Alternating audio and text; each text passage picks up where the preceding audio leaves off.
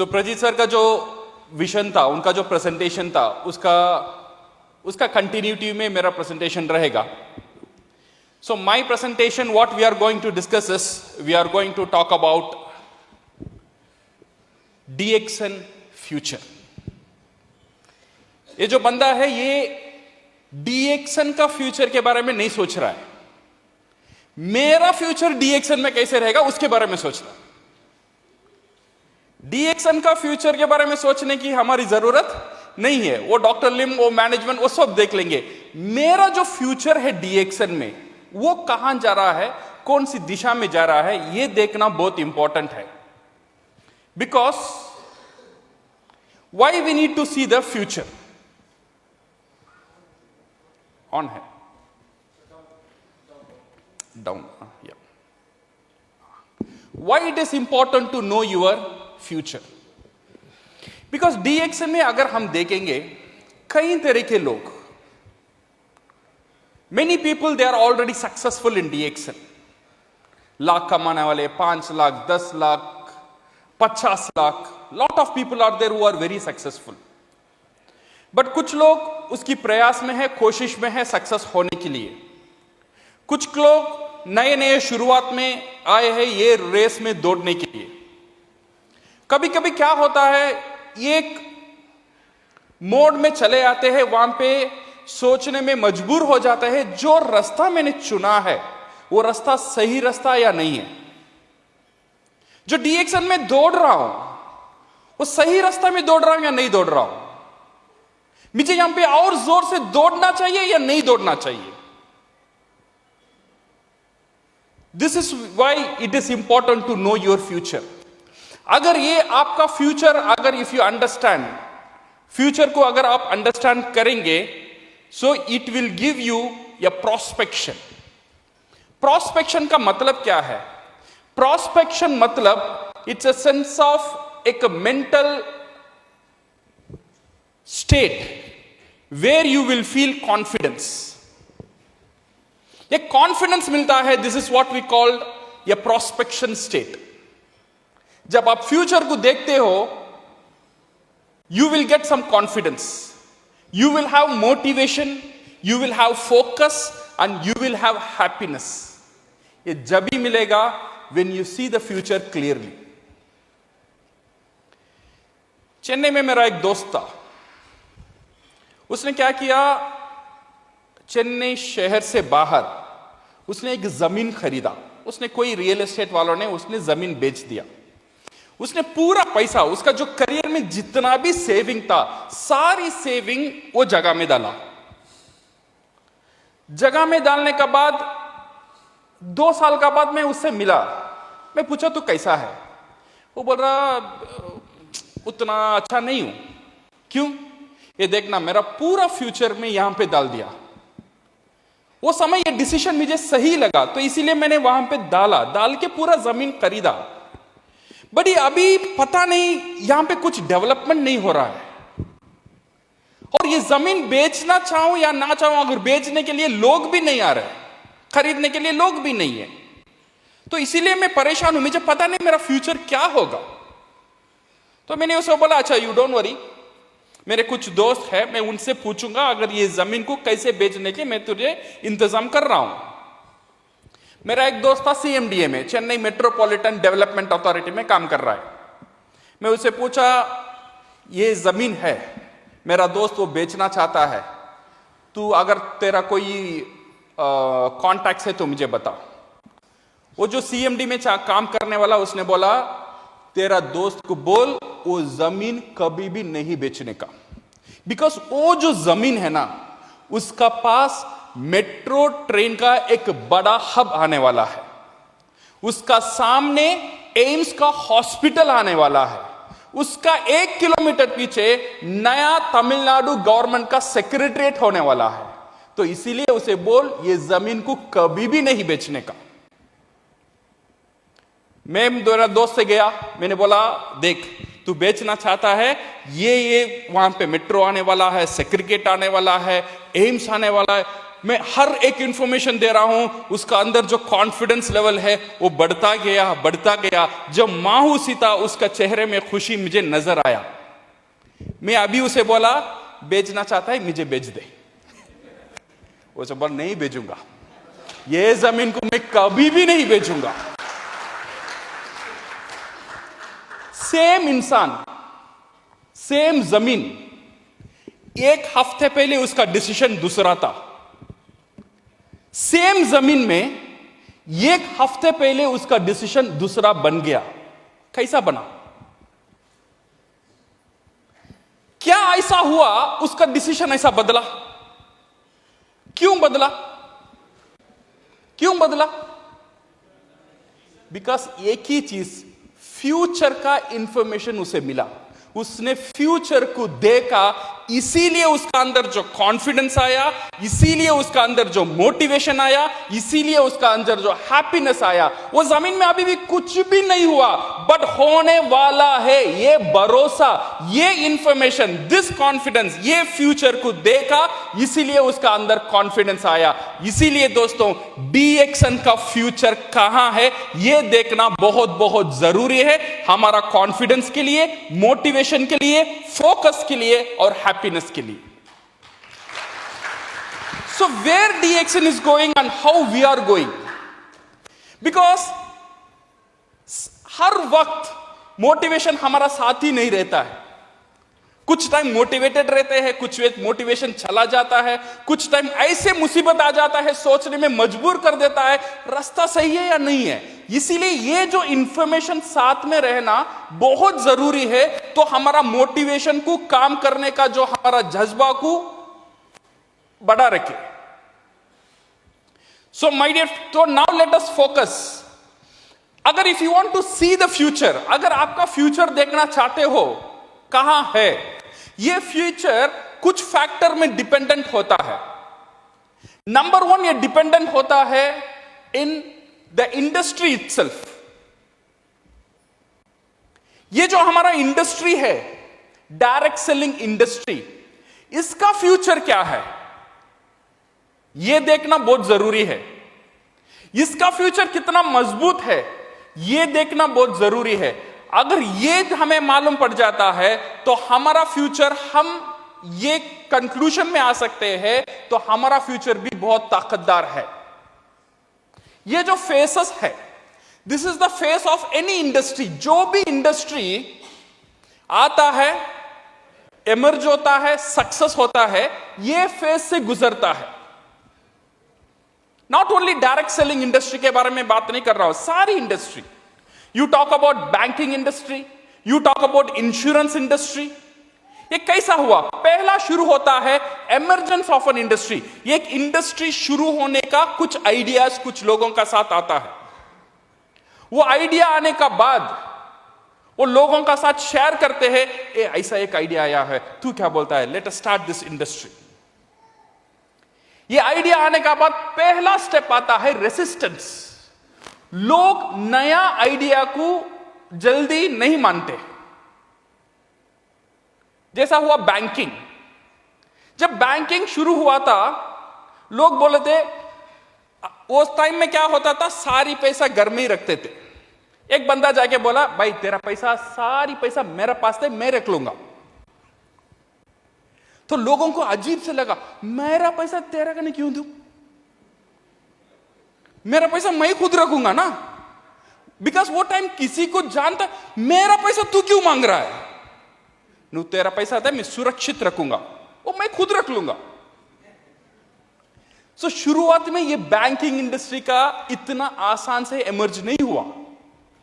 Then लोगों को पता चला चोरी हो रहा है, ये हो रहा है, उसका एडवांटेज के बारे में पता चला। देन एक रेसिस्टेंस का बाद एक ग्रोथ शुरू हुआ वहां पे।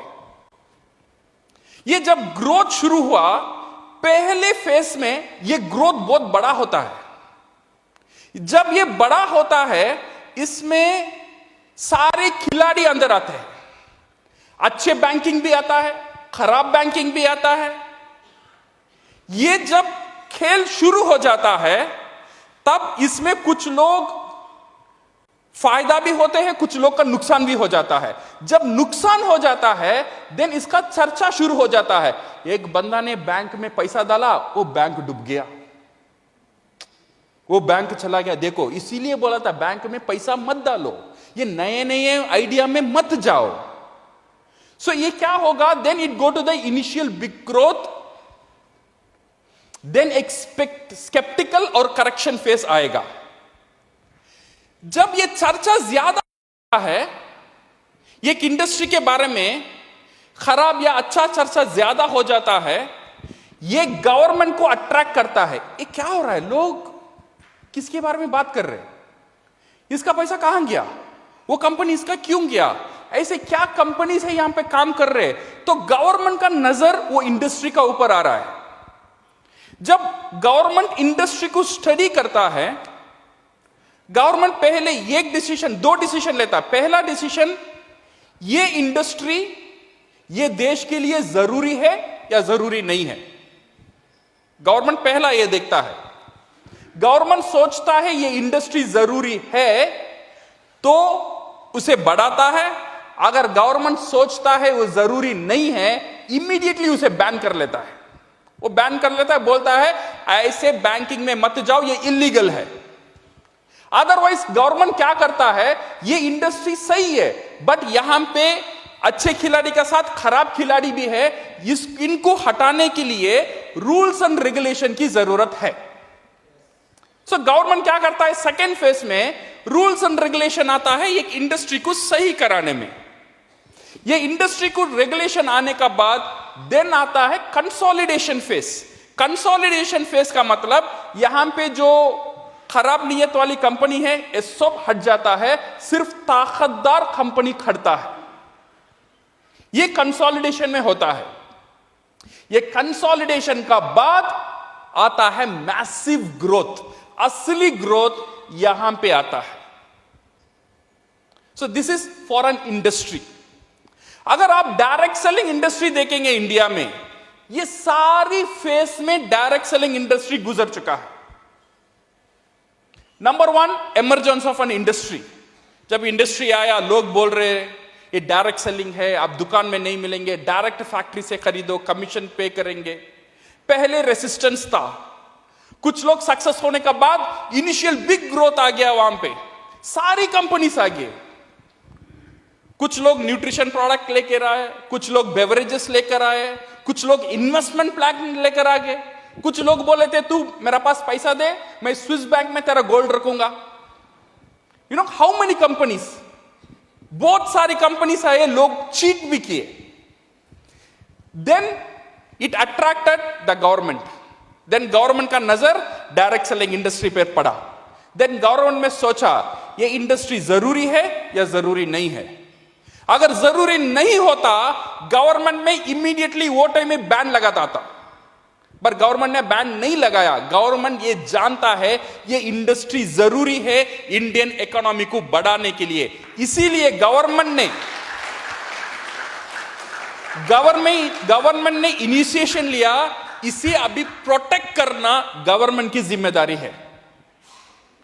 And that is the reason in 2020 the ministry of consumer affairs came with the regulation. Direct selling industry का ऊपर एक्ट लेकर आए। देन वो एक्ट आने का बाद जो बैड एलिमेंट्स था ये कंपनी, ये इंडस्ट्री का अंदर, वो धीरे धीरे बाहर हटना शुरू हुए।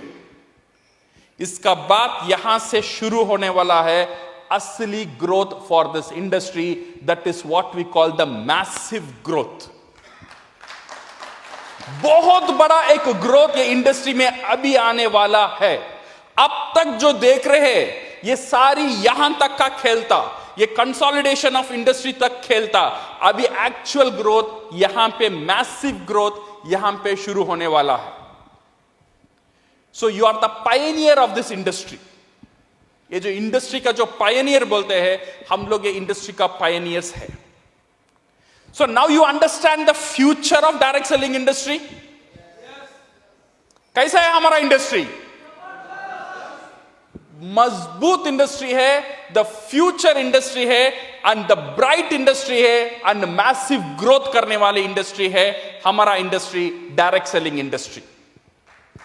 सो इसे देखना बहुत जरूरी है, कहां हम जा रहे हैं, हमारा इंडस्ट्री कहां जा रहा है, यह देखना बहुत बहुत जरूरी है। Second, my dear friends, let us go to the company. Company कहां जा रहा है, कंपनी फ्यूचर क्या कर रहा है। इफ यू सी 25 years, 25 साल, अभी डीएक्सन 30 साल कंप्लीट करने वाला है, बट 25 साल अगर हम देखेंगे, सिर्फ हमारा कान में एक ही न्यूज आता था, डीएक्सन ने वो कंट्री में ब्रांच खोल लिया है, डीएक्सन ने सऊदी अरब में खोला, डीएक्सन ने कुवैत में खोला, डीएक्सन ने मोरक्को में खोला, डीएक्सन ने लैटिन अमेरिका में खोला, डीएक्सन ने मंगोलिया में खोला। ऐसी बात आती थी ना, 25 years, यहां ओपन हुआ, वहां ओपन हुआ, सिर्फ एक्सपेंशन और एक्सपेंशन और एक्सपेंशन, इसी का बात होता था। बट लास्ट 2 years और अगले 15 साल अगर हम देखेंगे, अभी रिसेंटली क्या बात सुनने को आता है, एक्सपेंशन तो हो रहा है। अभी रिसेंटली क्या सुनने को आता है, कंपनी ने वहां फैक्ट्री ले लिया, कंपनी ने अभी ये नहीं सुन रहा है कंपनी ने वो खोला, ये खोला, वो फेस गुजर गया। अभी सेकंड जो फेस है, जो नेक्स्ट 15 साल का जो फेस है, this is the self sustainability face, जो डीएक्सन अभी गुजर रहा है, ये जो अभी फोकस कर रहा है। बांग्लादेश में फैक्ट्री खुला, नेपाल में जमीन खरीद लिया, मोरक्को में जमीन खरीद लिया, गयाना में जमीन खरीद लिया, यहां पे फैक्ट्री नया ओपन हो रहा है, वहां पे गवर्नमेंट का साथ टाई अप हो रहा है, ये सारी इंफॉर्मेशन अभी हम मिल रहा है। This face is called the self sustainability face, because ये डायरेक्ट सेलिंग इंडस्ट्री को परमानेंट रहना है, दो चीज जरूरत है, एक एक्सपेंशन होना है, सेकेंड सेल्फ सस्टेनेबल होना है। हर एक कंट्री आत्मनिर्भर होना बहुत बहुत जरूरी है। सिर्फ फैक्ट्री का ऊपर कंपनी काम नहीं कर रहा है। प्रजीत सर ने बोला 10,000 एकड़ जमीन, कैन यू इमेजिन 10,000 एकड़? 1 acre is around 42,000 square feet. We are not talking about 10 acre, we are not talking about 100 acre, we are talking about 10,000 एकड़। अगर कार में जाएंगे तो 4 घंटा लगेगा सिर्फ एकड़ क्रॉस करने में। सो इतने बड़ी जमीन व्हाई वी नीड? ये फैक्ट्री के लिए नहीं है, definitely this is for your cultivation. So DXN कहां जा रहा है? कल्टीवेशन से लेकर, फैक्ट्री से लेकर, everything it will be in its own control, वो खुद का हाथ में रखेगा, सो दैट दिस कंपनी किसी का ऊपर निर्भर करने की जरूरत ना आए। Now no need to depend on anything.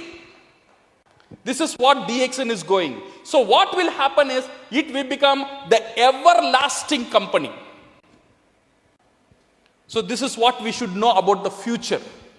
When you want to know the future, when you ask this question, ये question हमारा माइंड में आता है, तो हमको ये देखना है, ये एक परफेक्ट इंडस्ट्री है और एक परफेक्ट कंपनी है जो मेरा फ्यूचर को 100% सिक्योर कर सकता है। My dear friends, if you want to know the future, you should also know what is DXN का प्रोडक्ट के बारे में।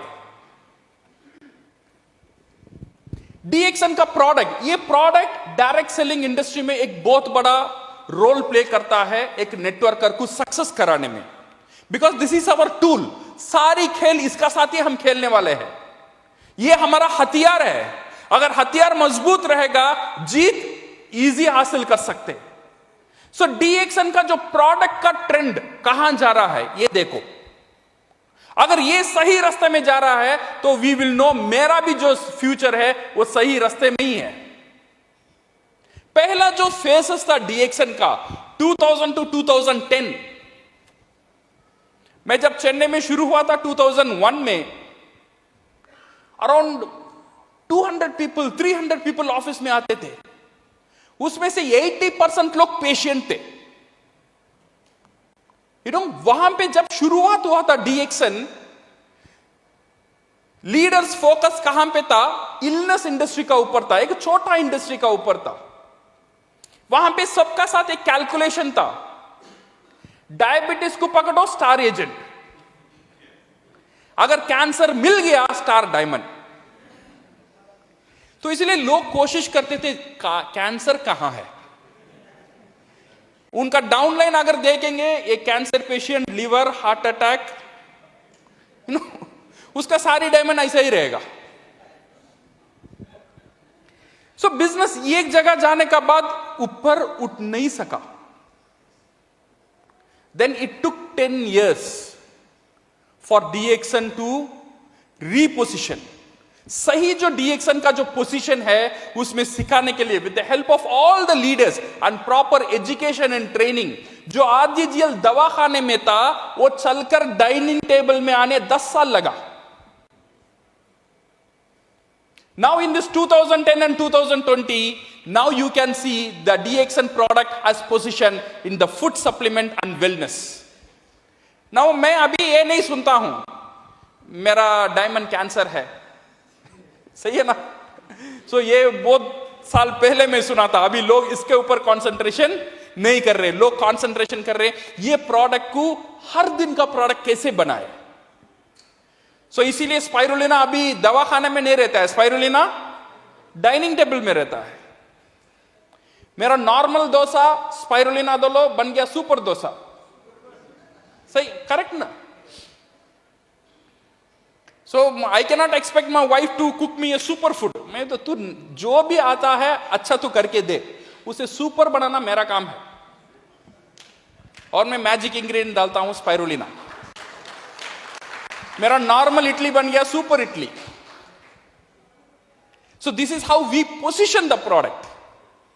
Now DXN going on this wellness industry. Now 2020 का बाद डीएक्सन प्रोडक्ट ने और एक मोड लिया, एफएमसीजी प्रोडक्ट।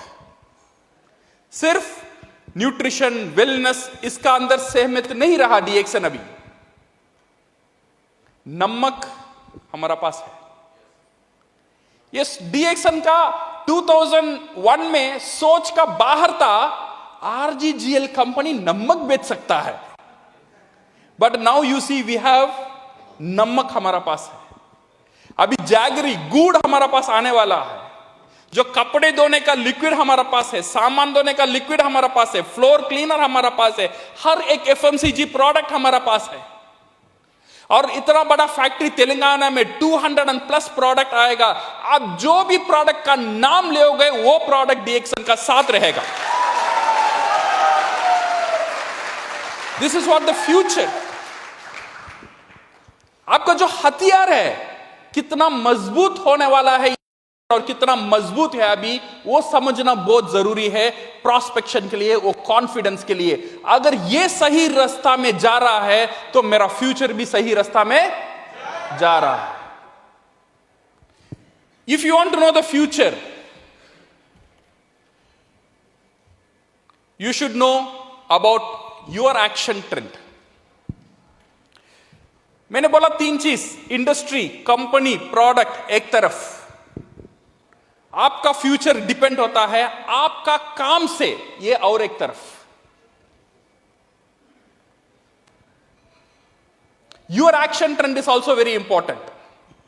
पहले हम देखेंगे ये जो स्टेजेस है, ये जो फेसेस है, एक नॉर्मल नेटवर्कर का फेसेस ऐसे ही गुजरता है।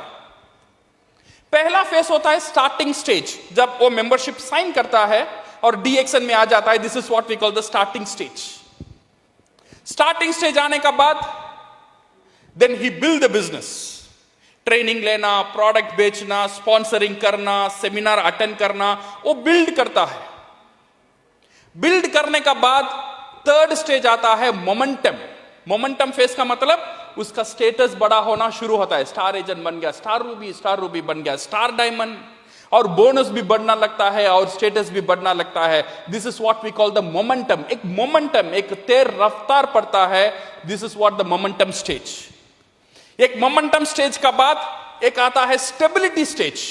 वहां पे लीडर को महसूस होता है अभी मेरा बिजनेस सुरक्षित है, मेरा बिजनेस ऑटोमेटिकली बढ़ रहा है, this is what we call the stability stage. वो स्टेबिलिटी स्टेज का बाद आता है सक्सेशन स्टेज। दैट मींस उसका नीचे लीडर तैयार हो गए, अभी ये बिजनेस मेरा ऊपर डिपेंडेंट नहीं है, वो ये डिपेंडेंसी मेरा टीम का साथ चला गया है। अगर अभी मैं रहूं या ना रहूं ये बिजनेस चलता ही रहेगा, मैं काम करूं या ना करूं, मैं इंडिया में रहूं या गोल्डन वीसा लेकर दुबई में चले जाऊं, मेरा टीम काम करता ही रहेगा, जो प्रोफेसर का साथ हो रहा है। सक्सेशन स्टेज उन्होंने दे दिया, ये बिजनेस अभी तुम्हारा है, संभालो, बिकॉज उनको ये भरोसा आ गया ये लीडर इतना बढ़ गए ये बिजनेस वो खुद संभाल सकते हैं। Then you go to the retirement stage. अभी सो जाओ, नाचो गाओ, काम करो नहीं करो, कुछ भी करो, ये जो व्हील है, ये जो सिस्टम है, ये चलता ही रहेगा, चलता ही रहेगा, चलता ही रहेगा। This is the faces of A proper networker. But सारी नेटवर्कर का फेसेस ऐसा नहीं जाता है। यहां पे कुछ रोड डिविएशन भी ले लेते हैं। कुछ लोगों का कैसा होता है, स्टार्टिंग स्टेज होता है, देन बिल्डिंग स्टेज आता है, देन एक मोमेंटम स्टेज शुरू होता है, स्टेटस बढ़ता है, बोनस बढ़ता है, but after that you can see और एक स्टेज आता है डिक्लाइन स्टेज। यू नो 5 साल पहले मेरा पीवी कितना था, ऐसे कुछ लोगों को साथ बात होना शुरू हो जाता है। 5 साल पहले इतना बड़ा टीम था मेरा, 2 साल बाद मेरा इतना था, ये था, वो पास्ट में बात करते थे। This is what we call the decline stage. उनका मोमेंटम स्टेबिलिटी में नहीं गया, डिक्लाइन में आ गया। ये डिक्लाइन स्टेज जाने का बाद ये एक जगह आता है we called captive stage. Captive stage का मतलब बोनस एक जगह गिरकर वहीं रुक जाता है, ऊपर भी नहीं जाता है और नीचे भी नहीं आता है। इसे मेंटेन करने के लिए वो लीडर को पूरा ताकत देना पड़ता है। अभी ये लीडर ये छोड़ भी नहीं सकता है, कंटिन्यू भी नहीं कर सकता है। 10 साल हो गया, कैसे छोड़ूं? अभी कंटिन्यू करूं उसमें भी मजा नहीं है, अपलाइन भी बात नहीं सुनता है, डाउनलाइन भी नहीं सुनता है, अकेले अकेला महसूस कर रहा हूं।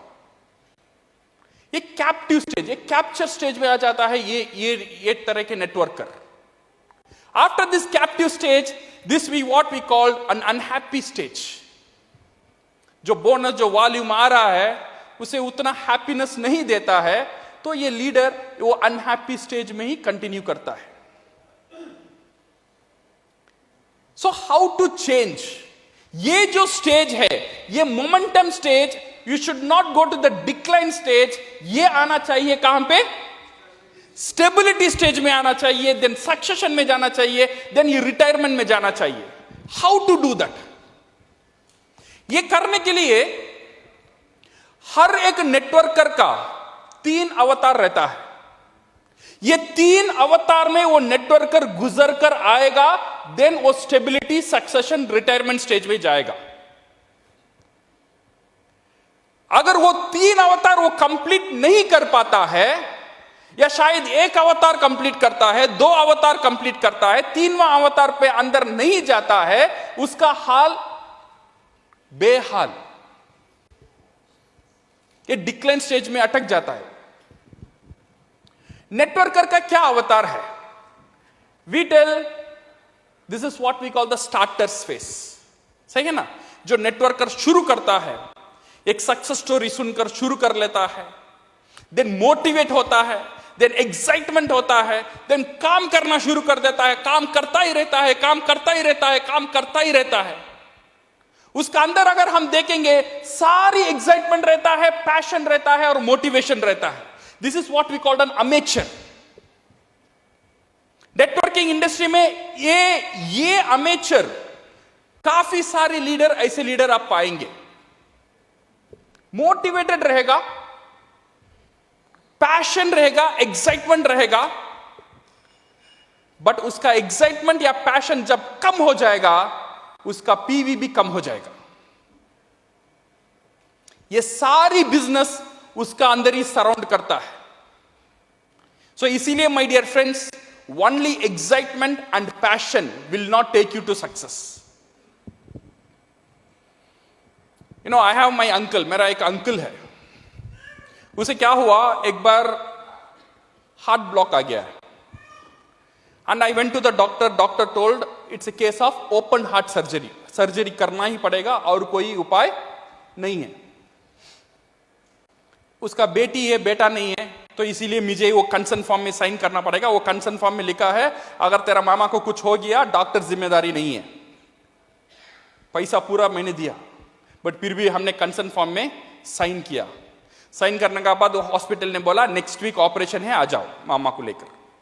मैंने लेके गया, देन वो इंट्रोड्यूस कर रहे थे, ये है तुम्हारा डॉक्टर जो आज सर्जरी करेंगे। तो ऐसा सर्जरी करने वाले थोड़ा जाके मुलाकात कर लेंगे, पूछ लेंगे कैसा है। मैंने वो डॉक्टर से गया, पूछा, डॉक्टर मेरा मामा है, एक ही मामा है, थोड़ा देख के करना। वो डॉक्टर ने बोला, don't worry mister Rafiq, I am really motivated. 2 हफ्ते से मैं एक्साइटेड हूं तेरा मामा पे ऑपरेशन करने के लिए। मेरा अंदर पूरा मोटिवेशन है और पूरा एक्साइटेड है, मैं पूरा पैशनेट भी हूं। ये सुनने के बाद मैंने पूछा, ये डॉक्टर, ये तुम्हारा कितवां ऑपरेशन है? उसने बोला, अभी तक मैंने ऑपरेशन नहीं किया, बट मैं motivated, you don't worry, because अभी तक मुझे केस नहीं मिला, अभी तुम्हारा मामा मिला है, मैं रख के कर दूंगा। माय गॉड, तेरा मोटिवेशन के लिए मेरा मामा को मैं कुर्बान करूं?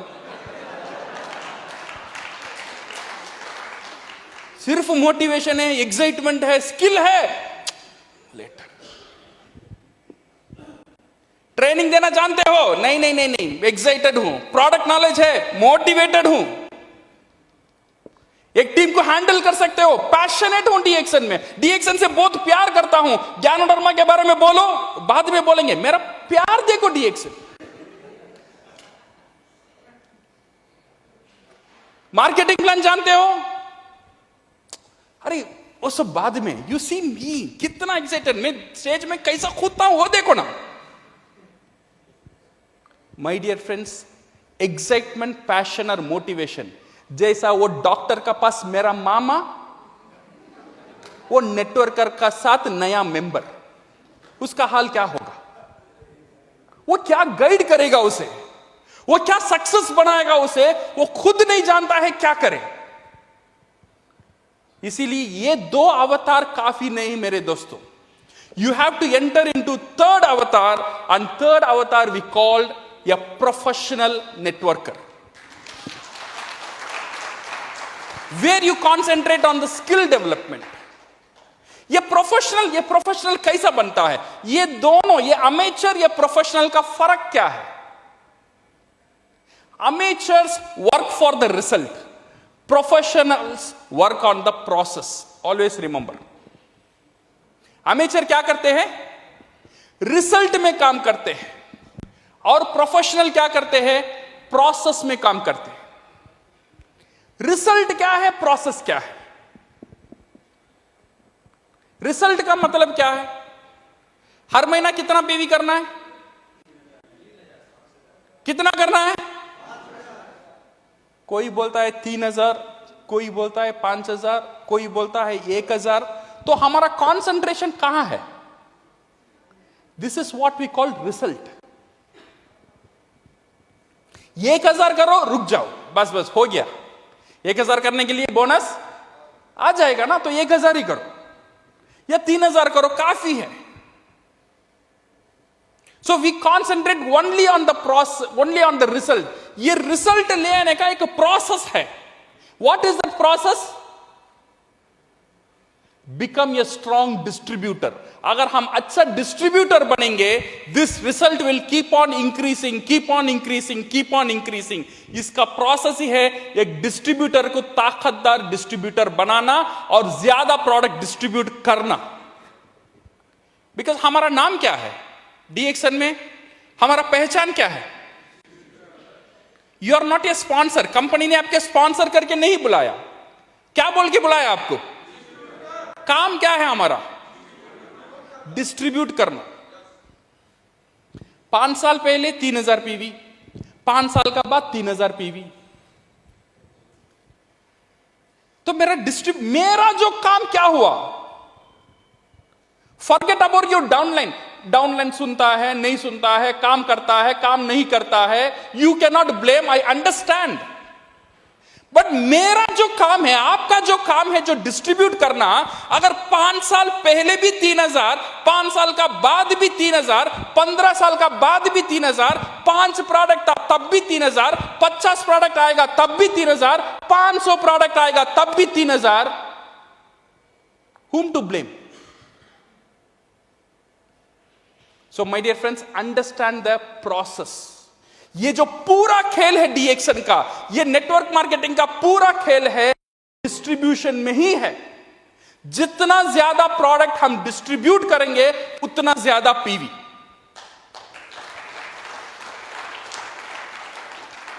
बट हम तो डाइट में डाल देते हैं पीवी को।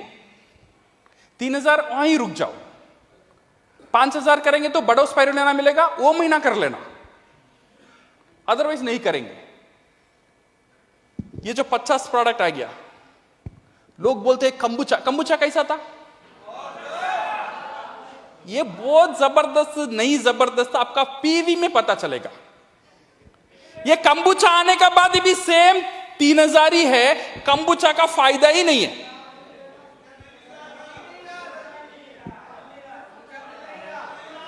मिलेगा भी नहीं, ये मिलने वाला भी नहीं, बिकॉज जो लोग पर्सनल पीवी नहीं बढ़ाते हैं उनको कंबुचा नहीं मिलेगा। एक ही कंडीशन है, एक नया प्रोडक्ट आता है तो 1000 पीवी बढ़ाओ, और एक नया पीवी आता है 3000 नहीं, अभी 4000 होगा आपका पर्सनल पीवी, और एक नया पीवी आता है तो 5000 पीवी। हर एक नया प्रोडक्ट हर महीने 1000 personal PV increase.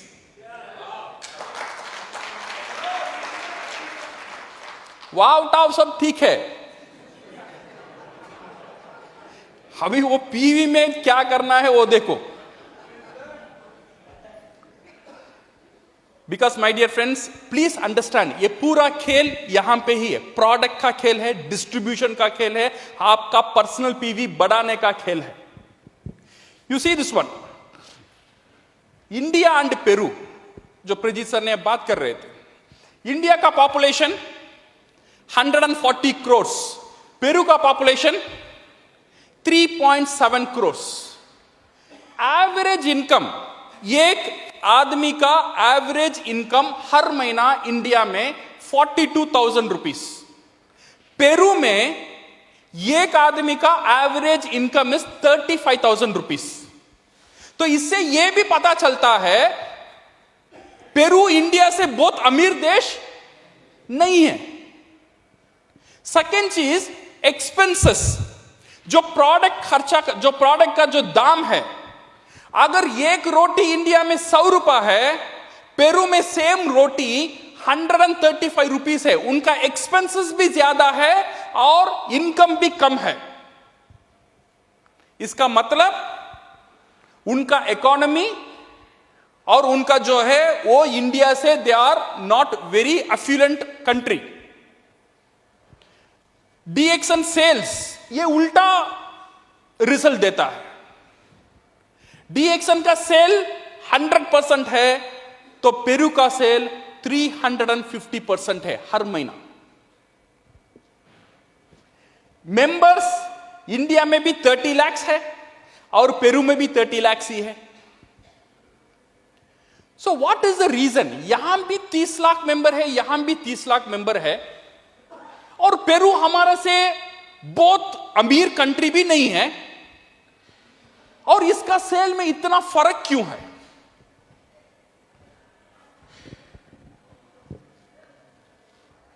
Because of the personal PV and the average purchase. अगर इंडिया में अगर हम देखेंगे 1000 पीवी करने में 3000 रुपया लगता है, 3000 पीवी करने में 9000 रुपीस लगता है। वेरस इन पेरू उनका 1000 पीवी माने 30 पीवी करने में इंडियन वैल्यू में 10,000 रुपए का प्रोडक्ट परचेस करते। 3000 मेंटेन करने के लिए वहां पे 100 पीवी, इनके लिए हर एक व्यक्ति 30,000 का प्रोडक्ट खरीदता है। इंडिया में एवरेज परचेस एक डिस्ट्रीब्यूटर एवरेज पर मंथ 6,100 खर्चता है, एक डीएक्सन डिस्ट्रीब्यूटर। वेरस इन पेरू हर एक डिस्ट्रीब्यूटर 20,000 खर्चता है डीएक्सन प्रोडक्ट खरीदने में। सो इसमें और गौर कर कर देखेंगे आपको वो कैलकुलेशन पता चलेगा। ये जो एवरेज परचेस 6,100 यहां पे 20,000, ये 3.5 गुना ज्यादा है, इसीलिए उनका सेल भी 3.5 गुना ज्यादा हो गया है। अगर हमें भी उनसे पार करना है तो ये 6,000 से बाहर आना चाहिए। 6,000 का मतलब 2,000 PV on an average. Each and every DXN distributor 2,000 personal PV maintain करता है। तो हमें 1,000, 2,000, 3,000 से बाहर आना है। अगर आपको पेरू को बीट करना है, इसे बीट करना चाहिए। जब तक इसे हम बीट नहीं करेंगे, हम पेरू का पास जा भी नहीं सकते। इसे बीट करना है तो 20,000 का बीट करने का मतलब हर एक व्यक्ति एवरेज 7,000 पीवी मेंटेन करना चाहिए। Only you maintain 7,000 PV, you can reach Peru. और पेरू से ज्यादा जाना चाहिए तो 10,000 पकड़ो। तो खेल पर्सनल पीवी में ही है। सो ये मेंटालिटी से बाहर आना बहुत जरूरी है। 1,000 में बोनस आता है, 3,000 में ये हो जाता है। मैंने प्रजीत सर को बोला, सर अब 3,000 पीजी पीवी में मैंडेटरी मत करो। अगर करना है तो पर्सनल पीवी 3,000 मैंडेटरी करो। आप राजी हो? आप राजी हो? Personal PV should be 3,000। Personal PV 3,000 मत बहुत बड़ा पार्ट नहीं है। 3,000 मीन 9,000 रुपीज ऑफ प्रोडक्ट। पूरे महीने में एक इंटरनेशनल ब्रांड का डिस्ट्रीब्यूशन लेने वाला अगर 9,000 प्रोडक्ट भी खुद नहीं खाता है और नहीं बेचता है, वो क्या काम कर लेगा पूरा 30 दिन में? पूरा खेल यहां पे भी रहता है। My dear friends, concentrate on your personal PV. ये जो आपका जो टीम है ना, अगर कोई लीडर को ये समझ में आ गया है, आप आपका टीम में ये इंस्टिल करो कैसा उसका पर्सनल पीवी बढ़े। पर्सनल पीवी को बढ़ाने में आप प्लान करो, इंप्लीमेंट करो और ट्रेनिंग करो और कन्वेंशन करो। जो भी करना है, हर एक व्यक्ति का पर्सनल पीवी हर महीना बढ़ना है। ये स्ट्रैटेजी आपका टीमर लेकर आइए। You will see UP will be number 1 in the entire industry.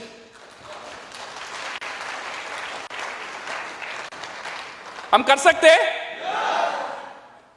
अगर करना है, don't see the PV, concentrate on the process.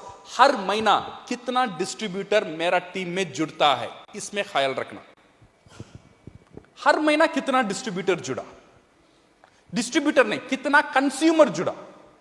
Distributor तो जुड़ना चाहिए, इसका साथ साथ कंज्यूमर भी जुड़ना चाहिए। कंज्यूमर जुड़ेगा, देन ओनली आपका जो स्टेटस, आपका जो डिस्ट्रीब्यूशन है ना, डिस्ट्रीब्यूटर का ताकत बढ़ेगा। When you become star agent, इसका मतलब क्या है? एक नॉर्मल डिस्ट्रीब्यूटर से आप ताकतदार डिस्ट्रीब्यूटर बन गए हो, star agent distributor. Star ruby का मतलब क्या है? और ताकतदार, star ruby distributor. Star diamond means और ताकतदार, star diamond distributor. Crown diamond means मजबूत डिस्ट्रीब्यूटर। क्राउन एम्बेसडर मींस बहुत बड़ा मजबूत डिस्ट्रीब्यूटर। बट प्रॉब्लम क्या होता है? ये स्टेटस मजबूत होता ही जाता है, ये जो काम है डिस्ट्रीब्यूटर का वो उतना मजबूत नहीं होता है। स्टार एजेंट में भी 3,000, स्टार रूबी में भी 3,000, बट स्टेटस देखो मजबूत बन गया, काम बना। ये जो इक्वेशन की समझना बहुत जरूरी है। As a networker you should think on this values. ये जो खेल है, ये जो इक्वेशन है, ये जो मैथमेटिक्स है जो पर्सनल पीवी का, इसमें थोड़ा ध्यान देना, इसमें थोड़ा होमवर्क करना, थोड़ा समझना।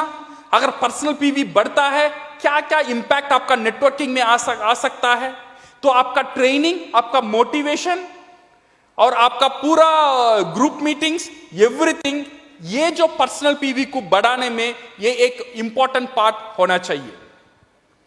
सो my dear friends, fall in love with the process and the result will automatically it will come. No matter how dirty your past is, your future is still spotless. Remember this. आपका जो past कैसा गया मुझे भी पता नहीं, आपको भी उतना गौर करने की जरूरत नहीं है, बट आपका फ्यूचर जो है बहुत ब्राइट है, बहुत बहुत उज्जवल है और बहुत स्ट्रांग है। Because your future, you are in the wonderful and the strongest and everlasting industry. You are in the direct selling industry.